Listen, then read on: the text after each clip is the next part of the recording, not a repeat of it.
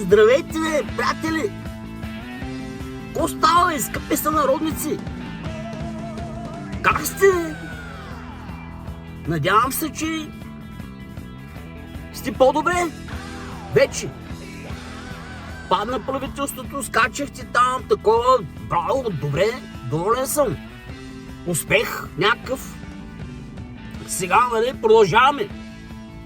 Продължаваме напред. Стягаме се за нови избори. Да изберем по-хубавите. 100% ще изберем по-хубави сега, сигурен съм. Те чакат. Браво! Супер! Само да ви напомня, обаче, докато и време, не дейте чака 1 януари. Сега по празници се може да има опашки едно друго, ама сменете лева, сменете лева, защото от 1 януари идва еврака. Еврото идва, бе, от 1 януари. Аз днеска ходех малко до Кембридж. Университетски център. Колежи, университети там. С моята кола, с кола. Кембридж така близо до мене, бе. Колко? 25-30 минути. С моята кола. С другите коли 40-45 минути. Ма с моята кола 20-25 минути с моята кола. Моята кола. Тя много бързо кара, бе, човек. Особено сега купих нови гуми и сложих. И направих там един лек ремонт. Направо като тръгна и гърбът на седалката. Нали?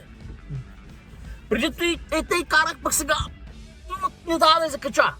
Моята кола. Те германците правят хубави коли. Че да ви кажа, ходех днеска малко до Кембридж.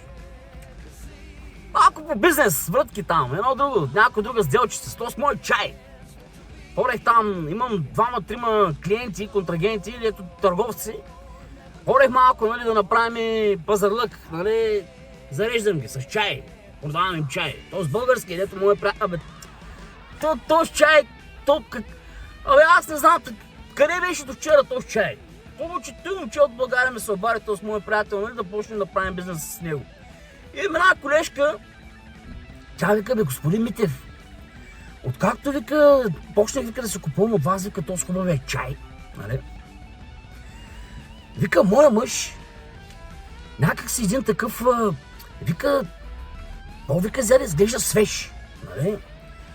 Преди вика се, нали, накарам го вика на нещо, той, нали, не ме закача сега, нали, тако. Пак сега, вика, откакто пие, вика, този чай, вика, не дава да му се, докато каже, той веднага, такова, готов веднага. Много му действа положително този чай. Ама, той вика, той измисли един начин за този чай, нали, аз като му направя чай, и той почна да се купува коняк. Преди той пиеше уиски, и като има, нали, ракия от България, пак сега вика, взе да се купува коняк. Нали. И направим аз един чай, той вика, жена, дай вика коняка да се сложи една капачка в чая. И аз бе, ти чай ли ще пиеш, или коняк ще пиеш? Той вика, малко. И вика, слага си малко коняк в чая. И такъв един преди се, такъв един кашляк, пък сега, бе, 10 години взима този чай от него. Дето се вика. Сега, нали, спирам се с рекламата за чая, да ви разкажа аз една история. Какво ми се случи днеска в Кембридж, докато чаках там да стане, нали, оговорения час там за срещата, нали, бизнес, но да знаете, тук англичаните са точни хора, те не са като нас. И отидах, аз пристигнах малко по-рано, защото, нали, викам, тази кола, тя много бърза, тази кола е много бърза кола. И хубаво вози, хубава кола. И отидах аз по-раничко малко, викам, ще седна да пия едно кафе. Има много хубави кафета в Кембридж, има. И седнах аз да пия едно кафе. Обаче на другата маса, двама господина, заслушах се аз такъв, гледай, българска реч. Двама господина се говорят. Нали? Седнаха те там, чакат, нали, поръчаха си. И Един вика, какво става? Тук не съм те виждал, нали, стана 2-3 седмици, къде ходиш той, но и то. И човека вика, как вика, къде бе? Вика, на митингите, вика, бях, да сваляме правителството, вика, бе. Не видя ли, вика, как такова, колко събрахме се накрая, вика, силното към народа. Вика, се борехме го, вика, той въшливо, вика, правителство. Те си вика, мръсни, вика, шмекери. Вика, бутнахме ги. И той другия вика, човек, що ходиш да блъскаш път? Свалил бил правителството. Нали утре избори, пак те ще се наредят първи. Дете си ги съборал. Не. Аз вика, много се надявам, вика, президента да такова. Президента вика да се възгистиса, да реши, вика да направи най-накрая, вика, с партия. 3 март, 3 март. Ден на освобождението. Президента вика да направи партията и вика там президента, като събере, вика, много гласове. Ние, вика, патриотите там, нали, Възраждане, там, Величие, Миличие, те сме, Саби, такова, вика, всичките. И да ги мани, вика, тези старите. И той човека си вика, добре, аре, нали, вика, кот направите? Аз, вика, те не се интересувам от политика, този другия човек.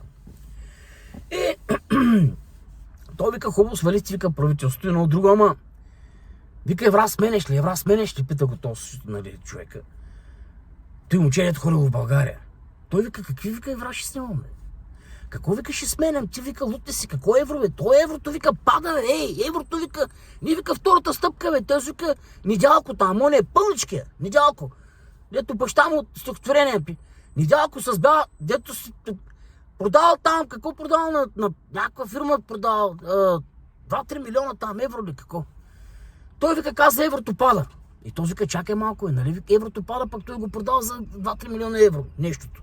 Той вика, бе, карай, вика, сега, бе, вика, Европейския съюз, вика, еврото, то с Костадин Костадинов, бялата златка, каза, сега ще видите след изборите и другата стъпка. Вече внесе в някакъв съд, някакво такова решение, протестирали, протест някакъв. И съдът бил казал, че нали, имало такова там, какви правила, можело, нали, този протест можело да се уважи. И то сега другия човек, нали, стои и слуша, като вика, мамо, стара, значи, толкова с години минаха, толкова сика вода изтечи, толкова сика неща се превъртяха, Европейския съюз влезе в България, после Шенген, сега еврозоната, хората напечатаха еврото, всичко направиха. Вие моделите ходите, вика, да се връзвате на бялата златка, но он вика, там Чубанин, дето от микробуса, вика, ходи, вика, и той да се блещи, че границите щял да затваря, че казармата щял да връща, че еврото щял да върне лева суверенитета там да запазил.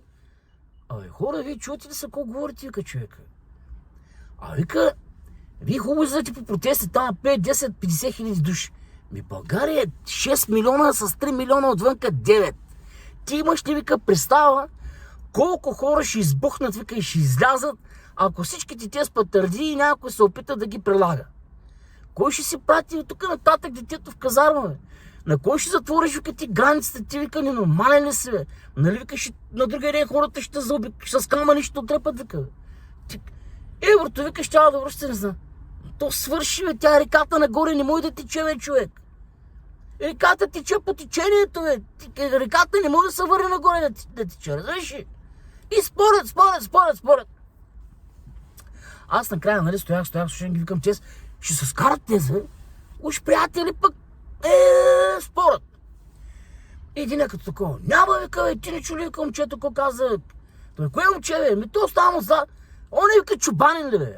Вика, то си, вика, дето, вика, се прави на голям магазинер. Що, вика, не отиде в Англия да се върне, вика, Борчович, дето ги теглял, вика, Борчович, да се прави, вика, на студент на ученик. Или такива, разреши, като такова. Ще слушам, вика, аз някакъв си силендур, другия път там с едни кози, един козаре, чубанът и хора от народа, че златни на България, че не знам си какво, че с едни фанелки, че вече и патриот големи, хайдути. Аз, вика, тях ще слушам, с единия. Другото момче вика, не, прави са момчетата, прави са. И той вика, хубаво, прави са, чакай, вика, 1 януари да дойде, ще видиш колко са прави. Нека вика един път да тръгне до евро, ела вика после го върни. Излезе вика да го връщаш. Тръгни вика да изкарваш България от Европейския съюз. Не знам колко човека искат да остане вика този лев. Не знам колко човека скачат на този Европейски съюз. Ама ако излязат унес, дето са се борили вика за този Европейски съюз, и дето вика нали са се борили за това. Унес вика ако излязат, тогава вече вика ще видиш едно обединение. Само вика ще станеш на обединение. Как вика аз ще се обединява вика с всеки църво. Единият се качил на масата, къса салфетки, мята едни гъбеци, аз ще се обединявам с него. Другият тръгнал, разбираш, днеска за едната партия, утре за другата партия, аз ще се обединявам с него. Един ден те. Не ги вика, слушай бе, изобщо вика не се разкарвай до България да блъскаш пътя, да харчиш вика пари, задели си някой таков, нали, лев, иди го смени, да има за децата, гледай си къщата, не се занимава вика с глупости. Стои този човек, един там, стои, слушай го, аз накрая викам, чакай на тези момчета, нали, да запазва. Викам, момчета, нали, извинявам се, че е такова, извинявам се, че се намесвам. Ама, викам, слушам ви разговора, аз съм от България също. Знаете ли кой е? Не дейте се притеснява. Вие двамата и да се изтрепите, няма да го решите. Аз викам също, нали, много неща, съм искал много неща. Обаче следвам хода на историята и гледам добрия пример. Знам, нали, мъчно ми, тежко ми, на мене също, нали, лева, всичко, нали, липсва ми, ще ми липсва лева. Както ми липсва Златния Орфей, например. Както ми липсва Мелодия на годината, например. Ама историята, земята се върти, нали, времената са други. Трябва да се свиква. Трябва да се адаптираме. Нали? Зато и че да се обединим ние хубаво в Обединена Европа с силните икономики, с добрия пример с цивилизацията, а пък лека, нали, който има лев, ще смене за евро. Който няма лев, няма откъде да се притеснява, бе, няма да има евро. Еврото няма да го притеснява. Тези дет нямат лев и евро няма да има.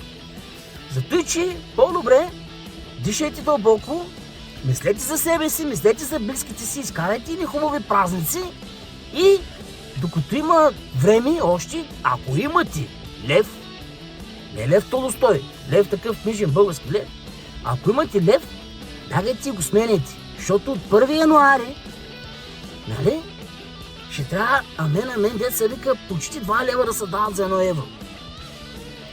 А 1 лев е равен на 0,51 евроцента.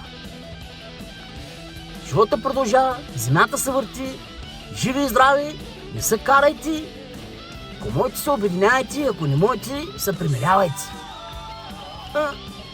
Такъв е живота. С хубавото лесно се свиква. Айде и да пийте чай. Знаете как да ме намерите? Номера ми или там в социалните мрежи пишете чай номер 1. То няма такава билка, то няма такава вкусотия. Красота! До следващия. Чао!